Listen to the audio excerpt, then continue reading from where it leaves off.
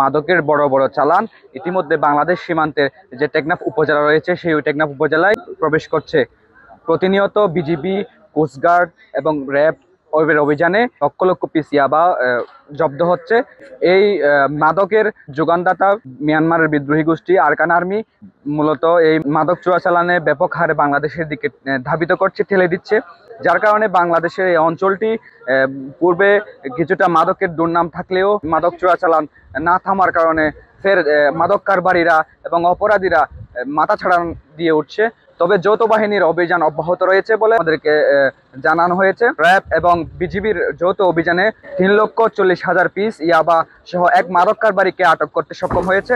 এই বিষয়ে সংবাদ সম্মেলনে বিজিবির পক্ষ থেকে কথা বলছেন লেফটেন্যান্ট কর্নেল তাশিকুর রহমান। র্যাব 15 এবং বর্ডার গার্ড বাংলাদেশের টেকনাফ ব্যাটালিয়ন 2 বিজিবির একটি যৌথ দল টেকনাফের সাবরাং ইউনিয়নের স্লুইস গেট এলাকার কেওড়া বাগানের অভ্যন্তরে এক বিশেষ অভিযান পরিচালনা করে। গোপন সংবাদের ভিত্তিতে র্যাব এবং বিজিবির যৌথ আভিযানিক দল জানতে পারে যে টেকনাফ মডেল থানাধীন স্লুইস গেট এলাকার কেওড়া বাগানের অভ্যন্তরে সীমান্ত দিয়ে মাদকের একটি বিশাল চালান নিয়ে কিছু ব্যক্তি অবস্থান করছে। এই তথ্যের ভিত্তিতে গত 17 সেপ্টেম্বর রাতে র্যাব 15 CPC 1 টেকনাফ ক্যাম্প এবং টেকনাফ ব্যাটালিয়ন 2 বিজিবির যৌথভাবে ওই এলাকায় অভিযান পরিচালনা করে।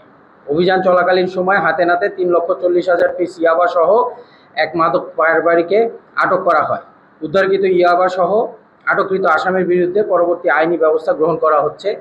আটককৃত আসামির পরিচয়: নাম মোহাম্মদ ওমর সিদ্দিক, বয়স 28, পিতা মোহাম্মদ ওসমান, মাতা রবিদা বেগম, ঠিকানা গ্রাম খানাংখালী, পোস্ট থানা মংডু, জেলা মায়ানমার। এই অভিযানটি বাংলাদেশের সীমান্ত রক্ষা ও মাদক চোরাচালান দমনে বাংলাদেশ বর্ডার গার্ড এবং র্যাবের নিরলস প্রচেষ্টার একটি উজ্জ্বল দৃষ্টান্ত। 3,40,000 পিস ইয়াবা সহ একজন মাদক কারবারিকে আটক করে আইন শৃঙ্খলা রক্ষাকারী বাহিনী প্রমাণ করেছে যে দেশের নিরাপত্তার ক্ষেত্রে টেকনাফ এলাকায় জিরো টলারেন্স নীতিতে তারা অটল। যে কোনো অপরাধীকে তার কৃতকর্মের জন্য আইনের হাতে সোপর্দ করার জন্য সক্রিয়। বর্তমানে টেকনাফ এলাকায় মাদকের যে আমরা দেখতে পাচ্ছি বিভিন্ন স্থানে মাদক চোরা কারবারিরা অত্যন্ত সক্রিয়। তাদেরকে শক্ত হাতে দমন করার জন্যই আমরা র্যাব এবং বর্ডার গার্ড বাংলাদেশ যৌথভাবে এখন অভিযান পরিচালনা করছি। তো আমাদের প্রত্যেকটি অভিযানেই সফলতা আসছে। তো তদন্তের স্বার্থে আমরা এখনই এই ঘটনার সাথে সম্পৃক্ত যারা আছে তাদের বিষয়ে বিশদভাবে আমরা তদন্ত করব। প্রয়োজনীয় তথ্য উপাত্ত এবং আলামত সাপেক্ষে আমরা তাদের বিরুদ্ধে মামলা রুজু করব।